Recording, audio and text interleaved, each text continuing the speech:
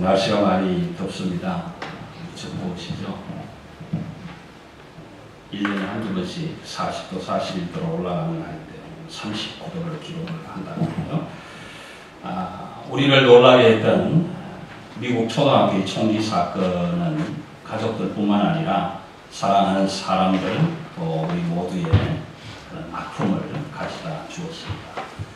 우리가 살아가고 있는 이 인생의 삶 속에는 행복하고 기뻐할 일들도 참 많죠. 그렇지만 그에 비해서 안타까움과 슬픔의 이야기들도 많습니다. 그 슬픔의 이야기들이 그것이 때로는 다른 사람의 이야기처럼 내 이야기가 아닌 것처럼 들려오지만 그 이야기가 나의 이야기가 될 수가 있고 우리 모두의 아픔이 될 수 있는 것은 우리가 그 얘기를 듣기 위해서 애쓰지 않아도 그런 아픔의 이야기들이 들려오고 있다는 것이 들을 수밖에 없게 되어 있다는 것이 우리가 사는 세상, 우리가 살아가는 이 땅의 아픔과 현실이 그런 고통으로 둘러싸여 있기 때문에 우리는 듣고 싶지 않아도 그런 얘기를 들을 수밖에 없는 그런 세상이 되어버렸습니다. 이사야 62장의 배경은 우리들의 삶의 자리와 세상의 모습을 흑암과 고통의 자리라고 그렇게 표현하고 있습니다.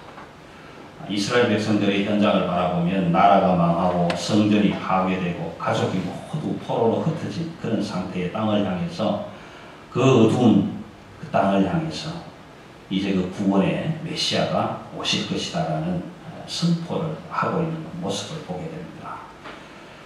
적어도 예수 그리스도가 오시기 전 700년 전 733년, 734년 그간에 아수르라는 강한 나라의 침공을 받아서 이스라엘은 초토화가 되었고 이방 민족과의 접경 지역으로서 정치, 문화, 인종적으로 심한 멸시와 천대를 받았던 그런 땅이었습니다. 그래서 여전히 희망이 없고 미래가 어두웠던 그런 땅이었습니다. 그런 그 땅에 성탄의 복음이 선포되고 예수 그리스도께서 오셔서 천국 복음의 역사를 펼쳐가셨고 그래서 모든 사람들에게 희망과 기쁨과 환희의 미래를 열어주셨습니다. 이사야 9장 6절에서 이는 한 아기가 우리에게 낳고 한 아들을 우리에게 주신 바 되었는데 그 어깨에는 정사를 메었고 그의 이름은 기묘자라 오사라 전능하신 하나님이라 영존하시는 아버지라 평강의 왕이라 그렇게 할 것이라고 말씀해 주셨습니다. 그 이사야의 예언 말씀대로 그 아이가 태어나서 어둠의 땅이 바뀌고 아픔의 그늘에서 살아가는 인생들에게 구원과 영생을 가져다 주신 사건이 바로 성탄의 사건입니다. 마태복음 4장 15절 16절에서는 이렇게 기록합니다. 스불론 땅과 납달리 땅과 요단강 저편 해변길과 이방 갈릴리야 흑암에 앉은 백성이 큰 빛을 보았고 사망의 땅과 그늘에 앉은 자들에게 빛이 비추었도다.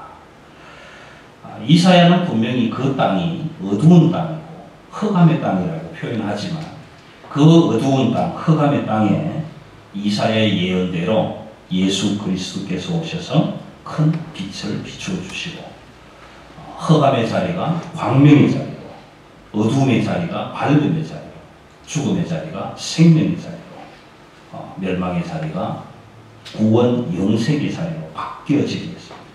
그래서 포로된 백성들이 하나님의 도성으로 돌아오는 역사가 일어나게 되고 포로에서 해방되면서 즐거움으로 가득 차 춤을 추게 되고 약속의 말씀과 그 약속하심이 이루어졌기 때문에 그들은 이렇게 외쳤습니다.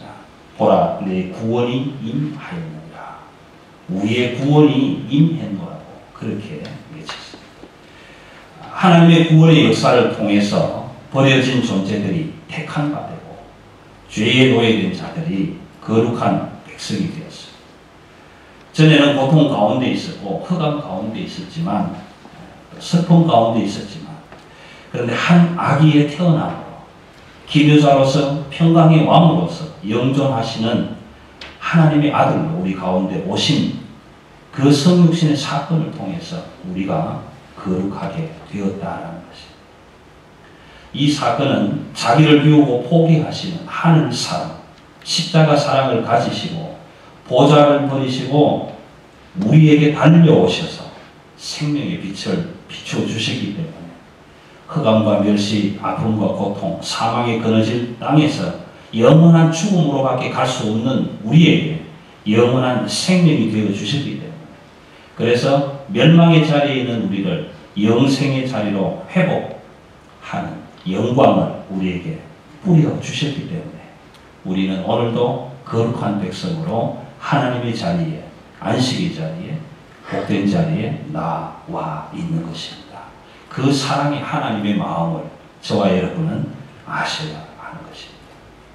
그렇게 급하게 달려오신 보좌에 앉아 있을 수도 없을 만큼 급하게 달려오신 그분이 계셔서 어둠의 땅이 복음의 빛으로 환하게 밝아졌습니다.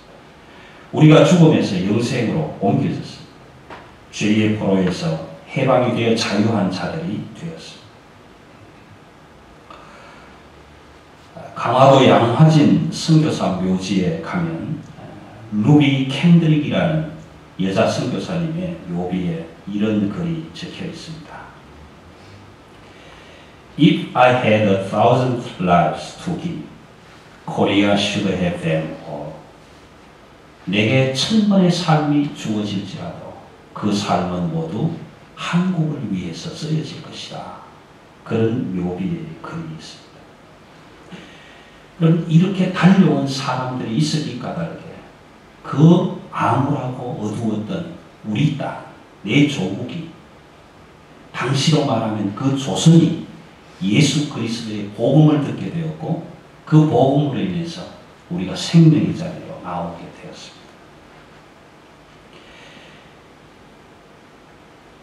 우리가 복음을 몰랐을 때, 예수 그리스도 밖에 있었을 때, 죄의 종로를 하고 있었을 때에 복음의 씨앗으로 보내준 이 많은 선교사들의 그 순교의 씨앗이 있었기 때문에 오늘 저와 여러분은 여기에서도 그 복음의 씨앗으로 믿음의 삶을 감당해 가고 있고 또 우리 조국은 세계에서 유례없이 숫자적으로 제일 많은 선교사들을 세계 곳곳에 파송하는 나라가 복음의 나라가 되었습니다. 오늘 성탄을 준비한 대림절 4번째 주일 아침 저는 이 루비 캔드릭이라는 여자 선교사님의 마지막 편지를 읽어드리고 말씀을 마치려고 합니다. 아버지 어머니, 이곳 조선 땅은 참으로 아름다운 곳입니다. 모두들 하나님을 닮은 사람들 같습니다. 선한 마음과 복음에 대한 열정으로 바라볼 때에 몇십 년이 지나지 않으면 이곳은 예수님의 사랑이 넘치는 곳이 될 것 같습니다. 아버지 어머니, 저는 복음을 듣기 위해 20km를 맨발로 걸어오는 어린아이들을 보았을 때 그들 안에 있는 하나님의 사랑 때문에 오히려 위로를 받습니다. 그러나 한편에서는 탄압이 점점 더 심해지고 있습니다. 그저께는 예수님을 영접한 지 일주일도 안 된 서너 명이 끌려가 순교했고 토마스 선교사와 제임스 선교사도 순교했습니다. 선교 본부에서는 철수하라는 지시가 있었지만 대부분의 선교사들은 그들이 전도한 조선인들과 아직도 숨어서 예배를 드리고 있습니다. 그들은 모두가 순교할 작정인가 봅니다. 아버지 어머니, 오늘 밤은 유난히도 고향으로 돌아가고 싶습니다.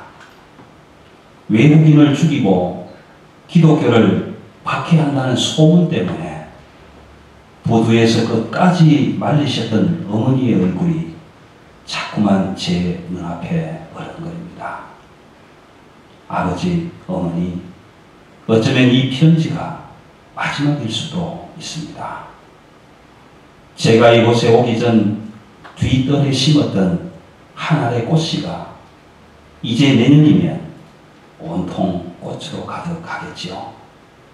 그리고 또 다른 씨앗을 만들어 심은 이 조선 땅에도 많은 꽃들이 피고 그들도 여러 나라에서 씨앗이 될 것입니다. 아버지, 어머니, 저는 이 조선 땅에 제 심장을 묻겠습니다. 이것은 제가 조선을 향해서 가지는 열정이 아니라 하나님께서 조선을 향해 가지신 열정이라는 것을 알게 되었기 때문입니다.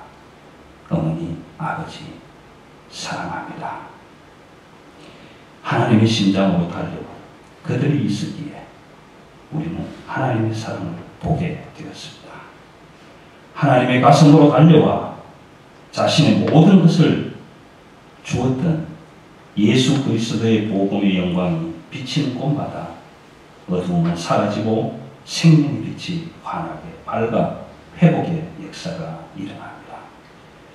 성탄은 예수 그리스도의 오심으로 흑암에 살는 사람들에게 산 소망이 전해지는 사건입니다. 우리의 인생길에서 영존하시는 하나님의 영광, 평강의 왕으로 오셔서 우리를 회복시키시는 사건입니다. 이제 우리도 성탄의 축복을 가지고 성문으로 나아갈 채비를 갖추어 보십시다. 평화의 복음의 기치를 들고 만민에게 외칠 목소리를 함께 다듬어 보십시다. 보라, 내 구원이 이르느니라. 우리를 회복하신 영광의 빛이 비추느니라. 아멘. 기도하십시다.